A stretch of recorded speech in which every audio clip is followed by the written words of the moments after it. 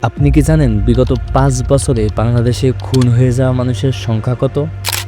আমি বলে দিচ্ছি। প্রথম আলো ৭ ডিসেম্বর ২০২৪। আওয়ামী শাসনের শেষ ৫ বছরই খুন হওয়া মানুষের সংখ্যা ১৬,৫৫৫টি। তার মানে প্রতি বছর বাংলাদেশে খুন করা হয়েছে ৩,৩১১ জন মানুষকে। সোজা হিসাব পর্যালোচনা করে দেখা যায় প্রতিদিন খুন হওয়া মানুষের সংখ্যা ৯টি করে। পুলিশ সদর দপ্তরের হিসাব অনুযায়ী ২০১৯ সাল থেকে ২০২৩ ডিসেম্বর পর্যন্ত এদেশে খুন হওয়া মানুষের সংখ্যা ১৬,৫৫৫টি। আর এই সংখ্যাটি শুধুমাত্র তাদের যারা খুন হয়ে যাওয়ার পর তাদের পরিবার তাদের খুনের মামলা দায়ের করেছিল। শুধু খুন নয়, আওয়ামী লীগের শাসনামলের ভিতর বিগত ৫ বছরের অপরাধ পরিসংখ্যান এতটাই বেশি যা বলার বাইরে। খুন, চুরি, ডাকাতি, ছিনতাই, অপহরণ এসব অপরাধ করা হয়েছে কয়েক হাজারেরও বেশি। এই কথাগুলো কেবল সংখ্যা নয়, এগুলো মানুষের জীবন, স্বপ্ন এবং তাদের পরিবারের গল্প। আমাদের প্রয়োজন সঠিক তদন্ত, অপরাধীদের কঠোর শাস্তি এবং একটি নিরাপদ সমাজ গড়ে তোলা। কিন্তু সেটা কি আমরা পারবো? আওয়ামী লীগের শেষ ৫ বছরে খুনের ঘটনা ঘটেছে ১৬,০০০-এর বেশি। গড়ে প্রতি বছর খুন হয়েছে প্রায় ৩,৫০০। দেশে চুরি, ছিনতাই, ডাকাতির অধিকাংশ ঘটনায় ভুক্তভোগীরা অভিযোগ করেন।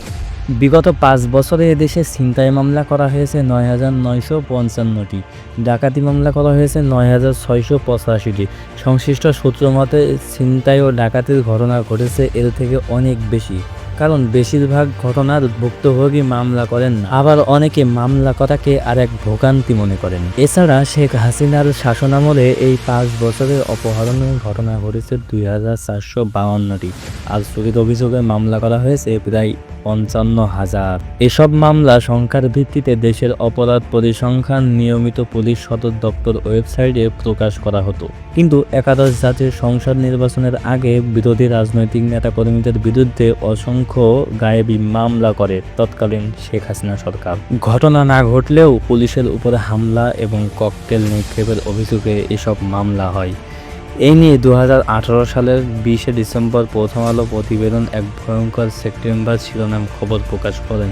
ওই সেপ্টেম্বরে কেবলমাত্র ঢাকাতেই পুলিশ বাদী হয়ে নাশকতার মামলা হয়েছে ৫৭৮। তাতে পুলিশের উপরে হামলার ঘটনা বলে উল্লেখ করা হয় ৯০ বার। শহরময় পুলিশের উপর এত হামলা, অথচ সহিংসতা কিছুই টের পায়নি ঢাকার মানুষ। অবিশ্বাস্য এসব মামলার তথ্য ছাপার পর পুলিশ সদর দপ্তর তাদের ওয়েবসাইটে অপরাধ পরিসংখ্যান দেওয়া বন্ধ করে দেয় এবং এর আগের পরিসংখ্যানও সরিয়ে ফেলে। গত কয়েকদিন আগে নবনিযুক্ত আইনজীবী বাহারুল আলম এর নির্দেশে একসঙ্গে ৫ বছর ৮ মাসের সকল অপরাধের তথ্য প্রকাশ করা হয়। আর তাতেই দেখা যায় আওয়ামী লীগের বিগত ৫ বছরের অপরাধ পরিসংখ্যানের কথা, যেখানে চুরি, ডাকাতি, ছিনতাই, অপহরণের মতো এত সব মামলা করা হয়েছে। এ সময় নারী ও শিশু নির্যাতন এবং ধর্ষণের ঘটনাই উদ্বেগজনক ছিল। সাধারণত ধর্ষণের ঘটনায় নারী ও শিশু নির্যাতনের আইনে মামলা করা হয়। সবথেকে ভয়ঙ্কর তথ্য হলো এই ৫ বছরে নারী ও শিশু নির্যাতনের অভিযোগে মামলা করা হয়েছে ১,০৭,১২৪টি। ঘটনা এখানেই শেষ নয়। এই ৫ বছরে মাদকদ্রব্য উদ্ধারের ঘটনায় মামলা করা হয়েছে ৩,১৫,০০০-এর বেশি। এছাড়া চোরাচালানের অভিযোগে মামলা করা হয়েছে ১৪,০০০ এবং অস্ত্র উদ্ধারের ঘটনায় মামলা করা হয়েছে ৯,০০০-এর বেশি।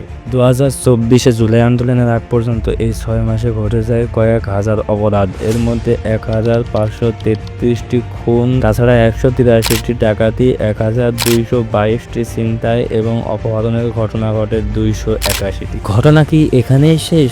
না, এই ৬ মাসে নারী ও শিশু নির্যাতনের অভিযোগ এসেছে ৯,০০০, মাদকদ্রব্য উদ্ধারের ঘটনা ঘটেছে ৩৩,০০০, চোরাচালানের অভিযোগের ঘটনা ঘটেছে ১৫,০০০ এবং অবৈধ অস্ত্র মামলা হয়েছে ১,৫০০-এর বেশি। এছাড়া জুলাই আগস্টের বৈষম্য বিরোধী ছাত্র আন্দোলনের ও ছাত্র জনতার অভ্যুত্থানে শেখ হাসিনা নির্বিচারে গুলি করে ছাত্র ও সাধারণ মানুষের উপর। এসব ঘটনার মামলার ভিত্তিতে পুলিশ যে পরিসংখ্যান দিয়েছে তাতে দেখা যায় শুধুমাত্র জুলাইয়ের খুনের ঘটনা ঘটেছে ৩৩৪টি। এছাড়া আগস্টে 5 দিনে খুন হয়েছে 618 জন মানুষ। এই 2 মাসে ডাকাতির সংখ্যা এসে দাঁড়িয়েছে 203টি এবং ছিনতাই হয়েছে 59টি। অপহরণ এবং চুরির মামলা একসঙ্গে 1000-এর বেশি। তাছাড়া নারী ও শিশু নির্যাতনের অভিযোগে মামলা হয় 2774টি। শুধুমাত্র চুরির মামলা হয় 307টি। মাদকদ্রব্য উদ্ধারের ঘটনায় 5818টি এবং অবৈধ অস্ত্র উদ্ধারের ঘটনায় 159টি মামলা করা হয়েছে। এছাড়া আওয়ামী লীগের গত 15 বছর শাসনে রাজধানী সহ দেশের বিভিন্ন এলাকায় কিশোর গ্যাংয়ের অত্যাচার ছিল অনেক বেশি। ছিনতাই, চাঁদাবাজি, মাদক ব্যবসা, জমি দখল, নারীদের উত্ত্যক্ত করা সহ নানান ধরনের অপরাধের সাথে যুক্ত ছিল তৎকালীন ক্ষমতাসীন দলের ছাত্র রাজনৈতিক দল ছাত্রলীগ। চলতি বছরের এপ্রিলে সরকারের একটি সংস্থা স্বরাষ্ট্র মন্ত্রণালয়ে কিশোর গ্যাংয়ের তৎপরতা নিয়ে একটি বিশেষ প্রতিবেদন জমা দিয়েছে। তাতে বলা হয়েছে সারা দেশে 237টির মতো কিশোর গ্যাং রয়েছে। এর মধ্যে সবথেকে বেশি রয়েছে ঢাকা শহরে 127টি। এই পরিস্থিতি কেবল একজন অপরাধীর বিষয় নয়, বরং বিচারহীনতা, আইনের দুর্বল প্রয়োগ এবং সামাজিক অস্থিরতাও এই সমস্যার মূল। এখন আপনারাই বলুন, যখন একটা দেশে প্রতিদিন 9টি করে খুন হয় তখন কি একটি সমাজ নিজেকে নিরাপদ বলে দাবি করতে পারে? সর্বশেষ কথা এটাই, আমাদের সকলের দাবি সকল প্রকার অপরাধীকে আইনের আওতায় এনে সঠিক তদন্তের মাধ্যমে সঠিকভাবে বিচার করা হোক। এখন আপনাদের মতামত জানাতে পারেন কমেন্ট বক্সে। ভিডিওটি ভালো লাগলে একটু লাইক করে দিন, আপনার বন্ধুদের সাথে ভিডিওটি শেয়ার করতে পারেন এবং এরকম নতুন নতুন আরো ভিডিও পেতে আমাদের চ্যানেলটি সাবস্ক্রাইব করে পাশে থাকা বেল আইকনটি বাজিয়ে দিন।